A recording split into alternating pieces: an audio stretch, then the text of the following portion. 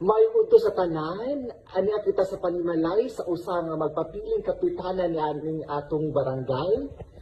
Kapitan, unsa ang imong maka-istorya or maka-advise sa gapangdagan karong eleksyon?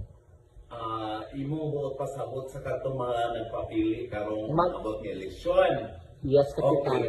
Isip usasad sa nagpapili pagka-independente nga pagkakapitan ani atong barangay, nga ako lang yung taga-advise. Kay ako independente ako, isasad ako karon sa gipandaot ani kong nagpapili, uban na nagpapili. Ako i-advise sa inyo, dili na nato daoton atong panaginigalaay. Kaya ang eleksyon isa lang kini kaadlaw. Wala man kita'y mahimo kung madaog ikaw o madaog ako. Ang importante, kita atong ipakita sa katawhan nga responsable kita sa maong posisyon.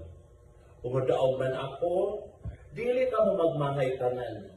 Oo, gidaot ako kay nagsugod na daw ako sa pagpangamang. Wala man kawilabot kung mukamang ako. Kaya ipaniguruan ko ang akong pagdaog. Kung kamo, kung gusto sa mga mang,